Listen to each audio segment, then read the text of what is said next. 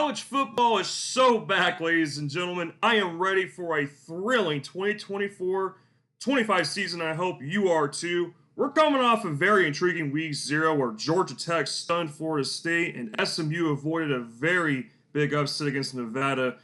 Man, college football, yeah, I can't believe week 1 is right around the corner. It just seemed like yesterday that we were watching the national championship of Michigan and Washington. Of course, news also just came out that Michigan, definitely hot water, obviously. That news has been building over the last bit. But, ladies and gentlemen, I have my week 1 predictions and score predictions as well for you guys. I'll be doing this every single week. The back half of last season, picks-wise, did not go very well. And it's very tough to predict these games. These games are, a lot of the times, it feels like they are coin flips. And last season, it seemed like nobody wanted to win that you wanted to win. Or if you bet at a certain team, they didn't want to do what you wanted them to do. But it's okay. It's a new year, new thing, new things to come around. Let's get straight into it. Let's cut the chit-chat out. We're going to start things off in Minneapolis, Minnesota, where Minnesota will take on North Carolina. The line's been flipping back and forth a bit. And before I go any further, I do want to mention I'm going to have a different layout for this stuff here. I'm using OBS. I'm going to show the line, the over-under, the forecast even. Why not? And also, I got some scrolling text at the bottom there for you guys just to add something to it, you know. It's going to show information for this week. It's going to show information of the team's over-under win total odds and the most recent meeting information. I think I'll do that for every game. I think just to spice things up, I think it's pretty cool. North Carolina, speaking of the line, is now favored 2. I believe North Carolina was an early favorite. Minnesota then became a favorite for like weeks on end, and now it's flipped back to North Carolina.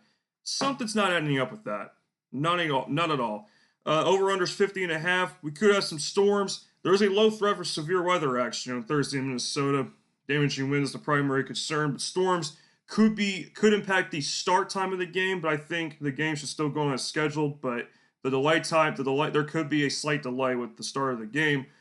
We'll see. But Minnesota, expanded Big Ten. Minnesota is a team that has some questions to answer, of course, with the quarterback play because now Max Braswell is starting, but they have a nice rotation of running backs with like Darius Taylor, Sia Bengera from Ohio, a transfer from there.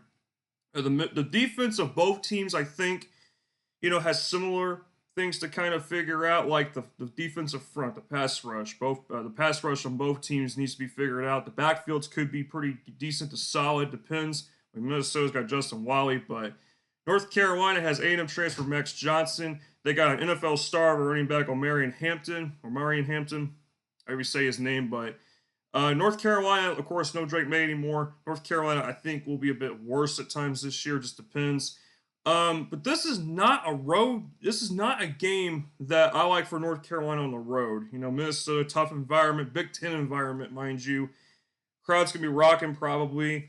I've been real back and forth with this game, but I do like Minnesota in a mid-scoring game, right around that over-under. I could see it being slightly lower.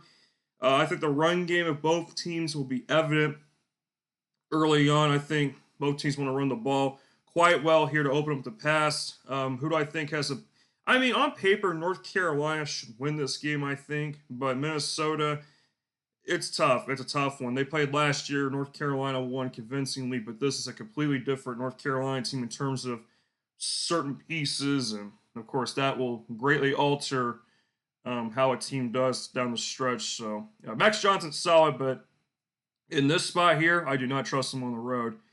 Next game up, we have, I guess it's not shocking this is a rivalry. Maybe it is to some, but we have number 1 Georgia versus number 14 Clemson in the Athletic Kickoff in Atlanta, Georgia. Noontime kickoff on Saturday. Georgia's favored 13.5, and I can understand that. Clemson is number 14 in the country. Some could say that's a little high, considering how last year went, but I think there's reason to believe that Clemson could have a rebound year. The last couple of seasons, they've been, quote-unquote, disappointing, I would say, by Clemson standards. This is a team that strides for national championship contendership every year. The last couple of years, Clemson's been kind of falling short and be making the playoffs. Yeah, that's not what you want out of a program like that. Meanwhile, Georgia, they've had their fair share of issues. Why is every single player on this team getting a DUI? It's getting so damn ridiculous. It makes me not even want to root for this team anymore. Just because of the fact that no one can usher in any discipline on this damn team. Hey, Kirby Smart, not being so smart right now for your guys. I don't know. Whatever it is, I don't know who to. It's ridiculous. Georgia is the bad play, but I don't know. I don't know what to say at this point with this team. Georgia, I will say, though, is one of the most complete teams in the country. Carson Beck will be a Heisman candidate this year. I think Georgia's defense is very, very strong. Georgia also has Trevor Etienne, who's Travis's brother. They got him from Florida. Of course, Florida, that's a key piece Florida lost in a transfer. But Clemson, no transfer portal, no NIL.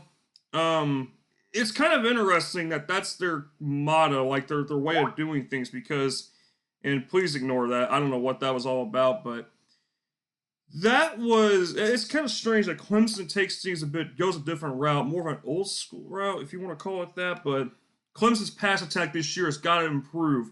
Kay Klubnik has not had that breakout season. Will he have that this year? Clemson's defense was number 1 in the country in the last third of last season. So will the defense keep things up? They lost a good amount of defensive linemen, the good ones that they had last year. The backfield could be strong, but in this spot here, I just don't see how Clemson's going to move the ball well against this Georgia defense. The 17 could come in garbage time. Never know. Over-under's 48.5. I have a score right about there. I feel like Georgia will score a little bit on this Clemson defense. Again, Georgia's offense, I think, is still going to be strong at spots. I don't think Georgia's going to be unbeatable this year. We're going to see some moments later this season. I think they're going to show some weaknesses, but, it's going to be quite the season, though, with following Georgia, especially considering they got to play Alabama and Texas in the regular season. Well, that's a lot to ask for. Moving forward, we have West Virginia versus number 8 Penn State. Apparently, this is a rivalry. I don't consider it a rivalry. Penn State's dominated this rivalry. I think they're 43-9 or whatever. And also, the line for this game has been bouncing around like no tomorrow. Like it's a swinging pendulum where Penn State's favored 10 1 minute, then you look, it's 8.5. They're down to 8 now. A lot of money coming in West Virginia. That's what it tells me right there. Over under 51.5. That might be a hard number to achieve. It just depends. Penn State's defense has been consistently good the last few years, but offensively, that's the question. New offensive coordinator, Drew Aller, is he going to have the season that people are expecting him? Some people were expecting him to have last year. The run game was real weak last year. I don't know why. I mean, Nick Singleton, on paper, I think he's really good. I don't know. They need to get the run game going. That's my first thing I would do. Second off, get the downfield play going. They couldn't throw the ball more than 20 yards. It almost looked like I was watching Penn State on Saturday before this day, except it was worse, way worse. I will talk about that later. West Virginia, some people are really hyping this team this year because of the offense and stuff and the coaching. I can understand that. I think West Virginia will be decent this year, especially if they finished last year. But just because a team finished the way they did last year does not mean they're going to have that result or even better the following year. I know I was just saying Clemson could be better this year. It just depends on if they can get their pieces together, like their coaching, even, for instance, and special teams, too. I got Penn State winning by roughly 10 points. Could this be a one-score game? Would not shock me in the slightest. Penn State did lose Chop Robinson on defense, but I still think their defense should be one of the better ones in the country. Top 10, more than likely, yes. But this game ought to be very interesting. A new kickoff as well, but it's in Morgantown, West Virginia this time, so definitely going to be a rowdy crowd. There is a chance for rain storms. I don't think it's a washout of a game, but definitely going to be interesting. Keep an eye on the forecast.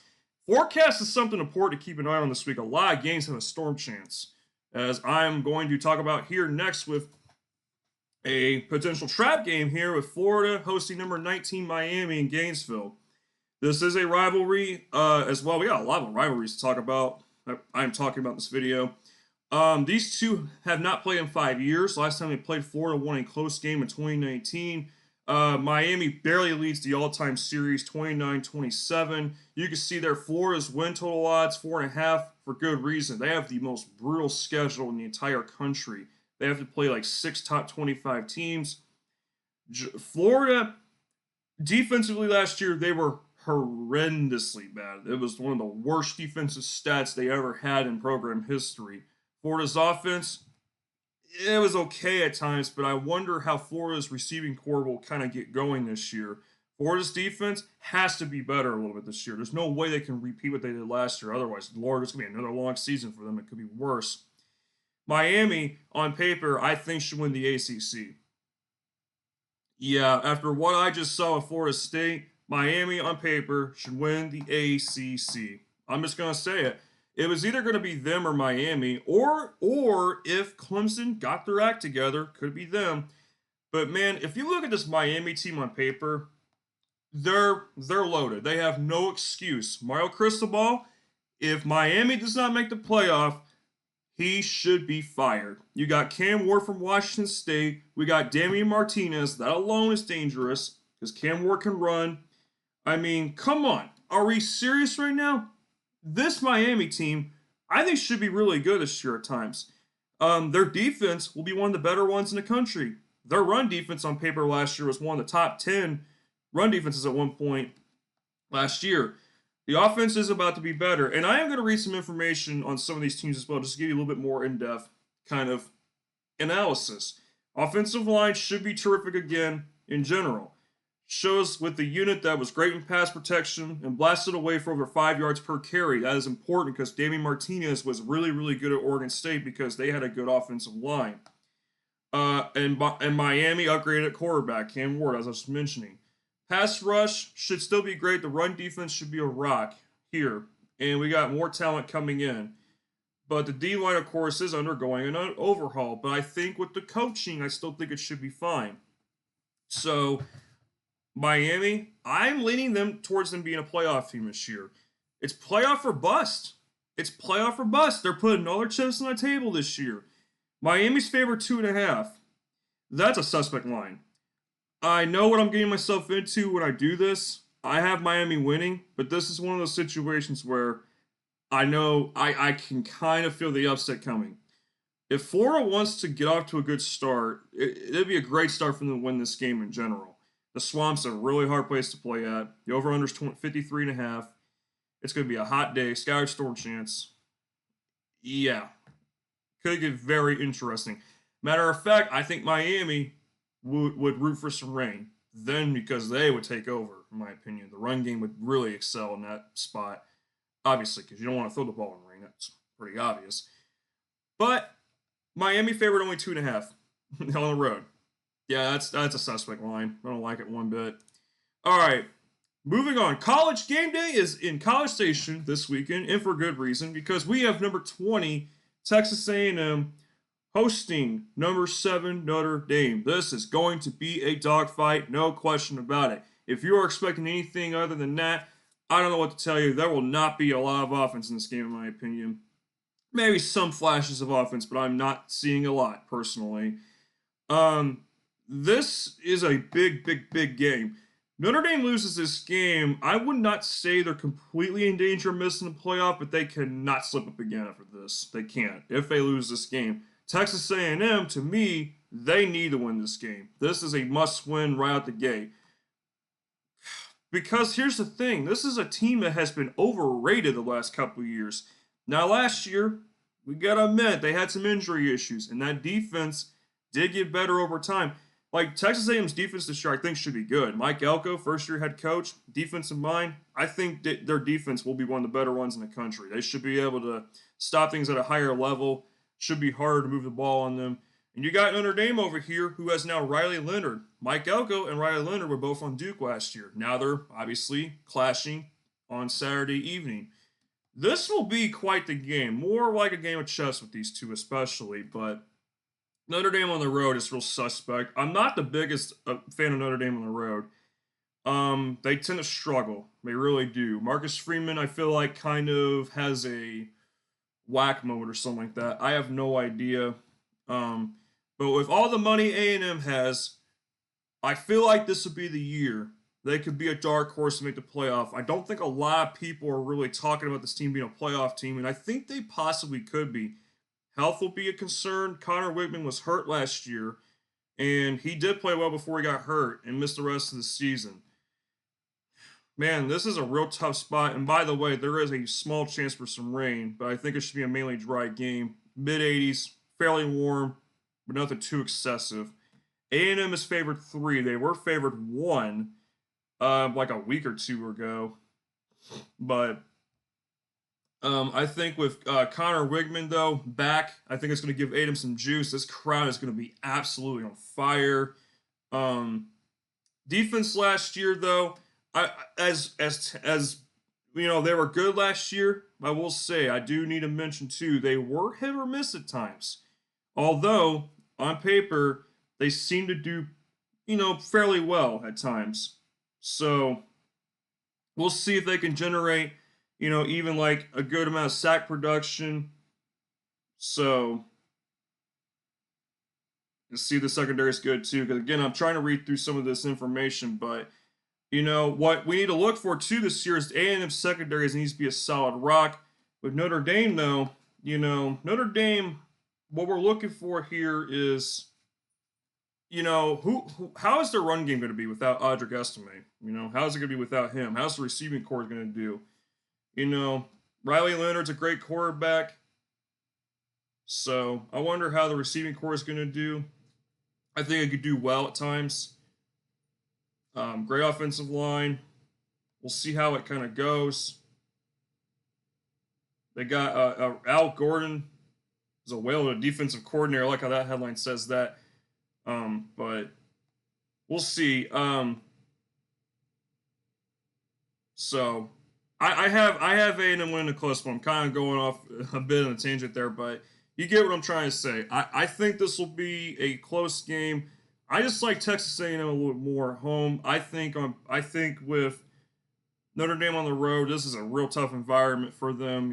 Larry Leonard's trying to gel in with this system. This is not the game you want to start with. I mean, obviously Leonard's a veteran, but this is a tough one. I can see Notre Dame winning, sure, but I got A&M winning though. Moving on, pick things up a little bit. We got number 13 LSU versus number 23 USC in Allegiant Stadium in Las Vegas. LSU is currently a 4.5-point favorite. They were favored 6. Favored 6.5 about a week or two ago. Now it's in a 4.5. The over/under is in the mid-60s. I could see it going over. We'll see though. It just depends on if they're feeling like it. Depends on the sharpness. Obviously, a lot of teams won't be completely sharp at week 1. That's not a surprise. LSU and the USC both new quarterbacks. Both defenses were terrible last year.